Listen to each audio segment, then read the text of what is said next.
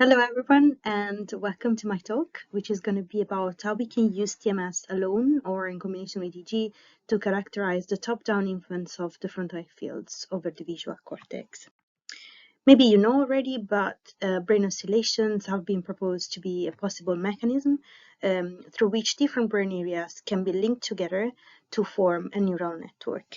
And we also know that the brain is able to generate a variety of oscillations which have different temporal, spatial, and spectral signature. Now we usually characterize and categorize these oscillations based on their frequency. So we have, for example, alpha frequency or beta frequency and so on. However, there is another feature of this oscillation that is particularly interesting to me, and it's their phase. And the reason is that the phase is an index of excitability. So as you can see in this example, there is a good phase or a high excitability phase that correspond to high number of spikes, so indexing that the area that is generating these oscillations is active. And if we are, for example, in the visual cortex and we present a visual probe in this aligned with this phase, participants will likely say that they are perceiving something. However, on the other hand, there are phases of low excitability where there are a reduced number of spikes or no spikes at all, and if we present the same visual probe, what will happen is that participants will not be able to perceive it. So phase as an index of excitability. So just a few starting points about this study. First of all, we were interested in understanding how the frontal fields can influence the visual areas. And the reason why is that the frontal fields are a main node of the attentional network, and we know from previous studies that it's one of the main sources of top-down attentional feedback to the visual areas. The other starting point is, of course, that visual spatial attention enhances the neural processing that is associated with the stimuli that fall within the attended location. So if we put this together in the definition of what the phase of oscillation is, then we can have this, we can put forward this hypothesis that attention and therefore signals that are coming from the frontal fields might act on the phase of ongoing oscillations in the primary sensory area in a way that will align the frontal fields and the visual areas high excitability phase, which means that the two areas can exchange information in a most efficient way. And also this means that if the frontal fields with their signal can act on the phase, they also have a mechanism to change the sensitivity of the sensory cortex. Why did we use TMS and EEG? So the reason is that from animal studies, we know that when we stimulate invasively the frontal fields, we induce a pattern of spikes, but also behavioral changes that are very similar to what naturally occurs when the animal is shifting their attention voluntarily. So we reasoned that maybe we can use TMS to generate a signal, an attentional signal, within the frontal fields that is comparable to what is normally generated by this area. And the other reason is that, of course, if we use TMS, we know which area is sending the message, and we have an idea of which area might be receiving. In this case, our sending area would be the frontal fields, and the receiving area any anatomically connected area. And in particular, we were interested in the occipital cortex.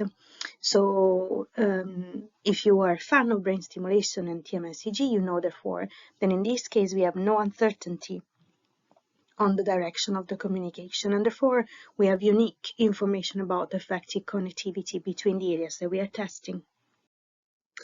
So the aim of this study was to test the mechanism by which the frontal fields and therefore attention exert top-down control over the visual areas.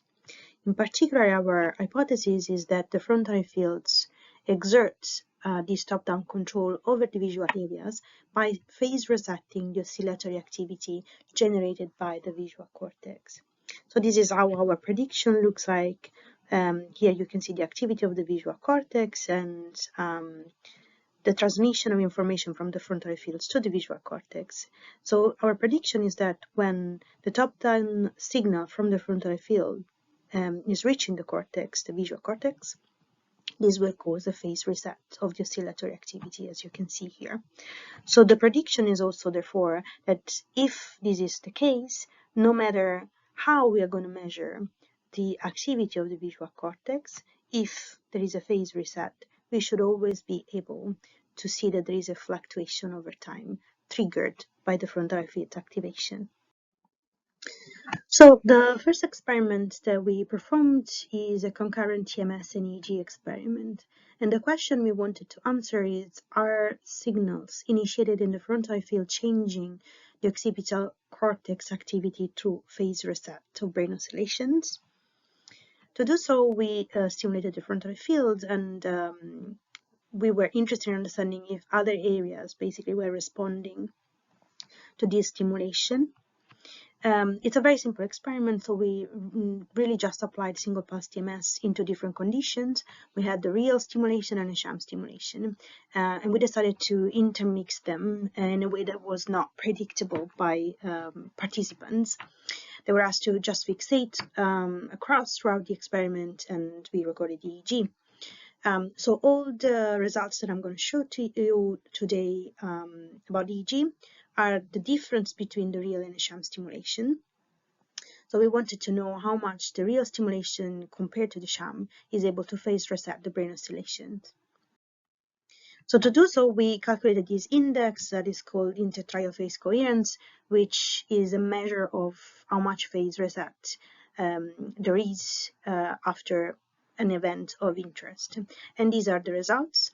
At 0 on the x-axis, you can see the time of FEF stimulation.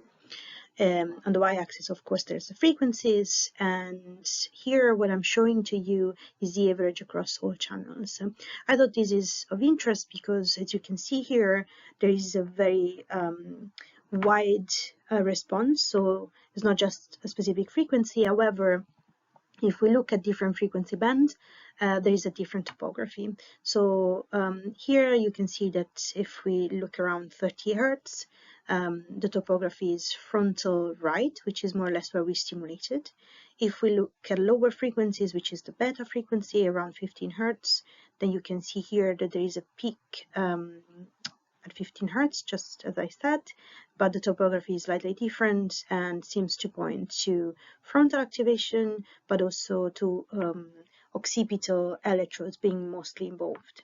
And finally, if we look at the alpha band around 8 Hertz, this seems to be topographically limited to the contralateral hemisphere, to the stimulation and central electrode. So, however, this is really interesting because it seems to suggest that different areas of the brain might respond to the stimulation of the frontal fields with different frequencies. However, we were interested in these, so activation of over the occipital electrodes.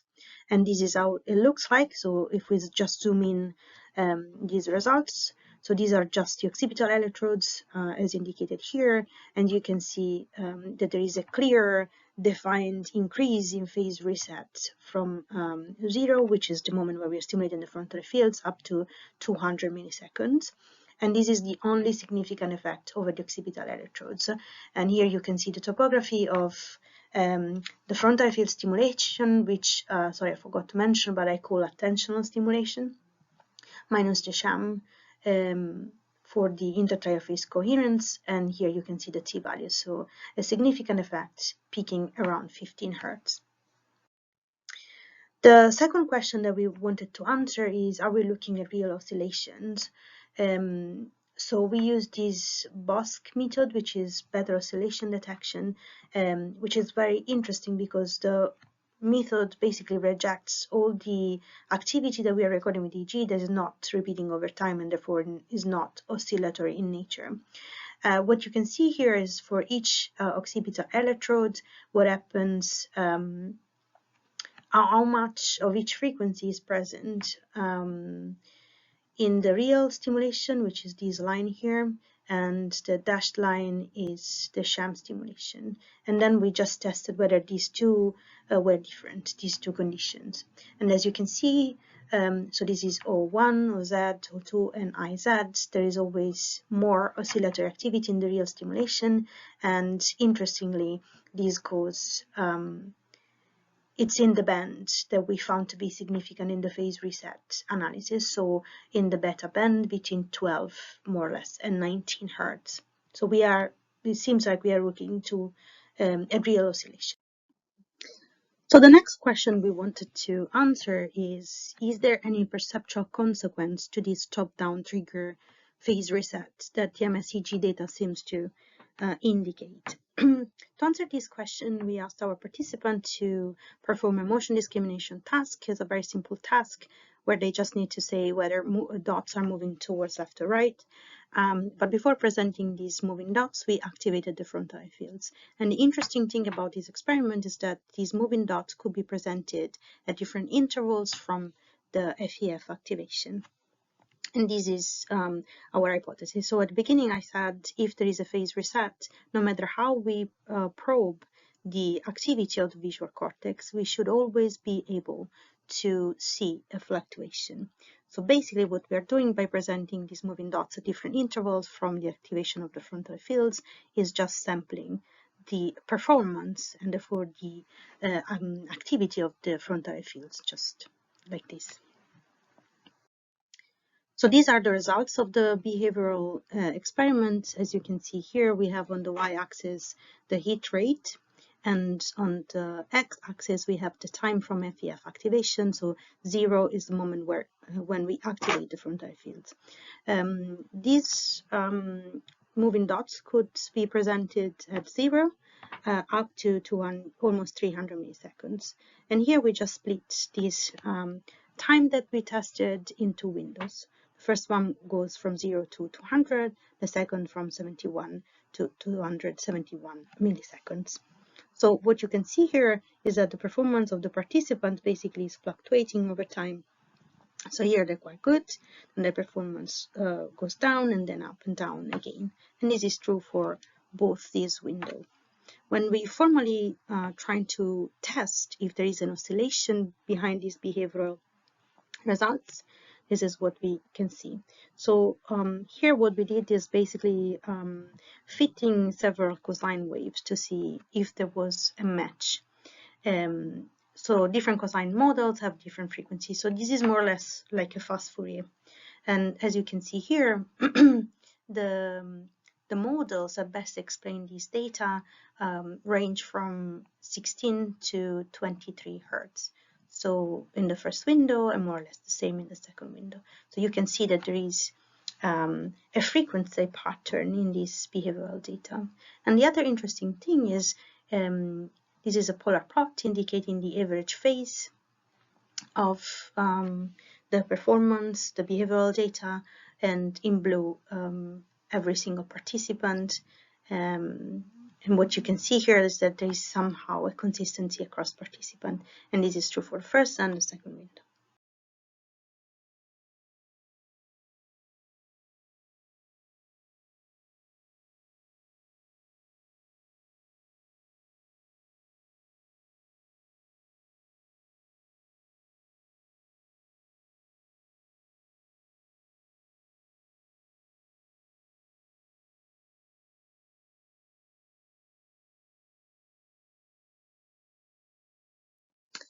Okay, so as we get to the end of this presentation, I just want to share with you the two additional experiments that we run, and these are both dual-side TMS. The first question that we wanted to answer with this experiment is phase reset modulating the visual cortex excitability?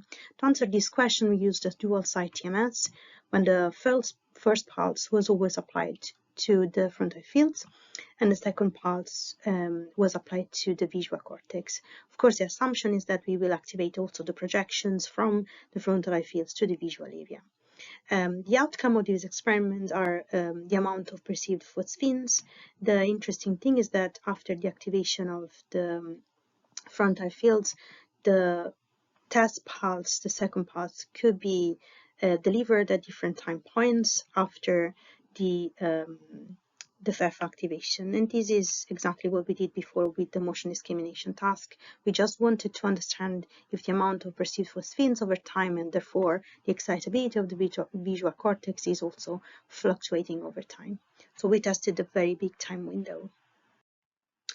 We also wanted to understand whether the frontal field can influence different areas at similar way, and also we wanted to test a control condition. So we had two independent groups. The first one received FEF and V5 stimulation, and the second one FEF and V1 stimulation. Both groups received the control condition and CZ followed by either V5 or V1 stimulation.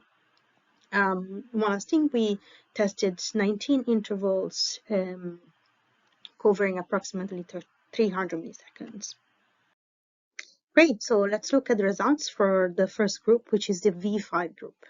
This group received FEF-V5 or CZ-V5, different time points after the first pulse.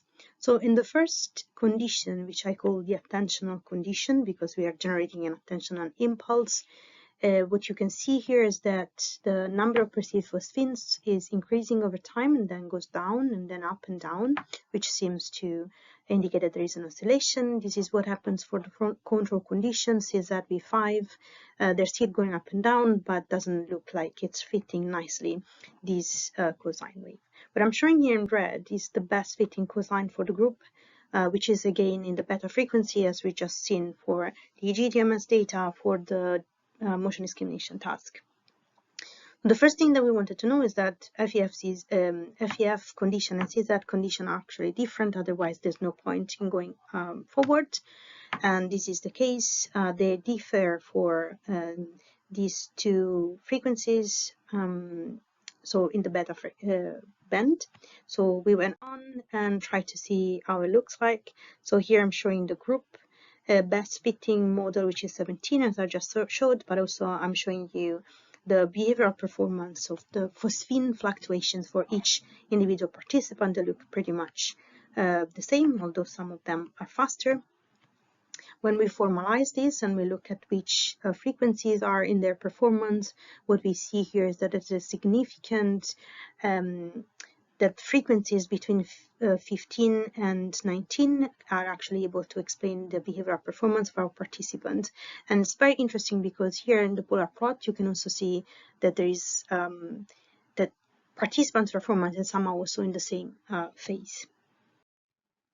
This is what happens for the second window. I didn't mention before, but we tested 300 milliseconds, but I did the analysis in two different windows. The first one stopped at 200 milliseconds. The other one, which is this, went on up to 300. So this is no longer significant. The CZ stimulation, FEF stimulation are no longer different. So there is no point in going on and doing any other analysis. Now let's look at what happens for V1. This is FEF V1, CZ V1, and I'm plotting again the amount of perceived phosphines. And in red is the frequency that explains the performance for the other group. And as you can see here, there's not really a match for either conditions, so FEF or CZ, and indeed these two conditions do not differ, so there's not really any point in going on. And I did this for window 1 and window 2, so it seems like there is no effect over the excitability of V1 when we activate the frontal fields. So just briefly, I want to conclude summary of results and some thoughts. So in the experiment 1, we saw that the activation of the right frontal field seems to trigger this phase reset in the beta frequency over occipital sides. Experiment 2 and 3, which are the behavioral or phosphine thing, the phase reset of beta activity is shown even if we are looking at behavior. And this means that this reset of phase in the beta activity is perceptually relevant. So when we activate the frontal fields, we cause a cyclic modulation of visual perception and visual cortex excitability. I just want to note as well that because we had this multimodal experiment, I also believe that these two types of data nicely complement each other. In experiment 3 and 4, we tested V5 and V1, and we found that there is an anatomical specificity of the effect. So the FEF seemed to have an effect over V5, but not V1. The results of our 4 experiment provide converging empirical support for this top-down mechanism from the frontal fields on the visual cortex, which is mediated by phase reset or phase realignment of neural oscillation in the beta frequency. They also support the idea that the oscillatory phase realignment or reset is a fundamental building block of top-down control. And with this, I want to thank you for your attention, but I also want to thank some of the people that made this project possible, and therefore Gregor Toots, Joachim Gross in particular. Thank you.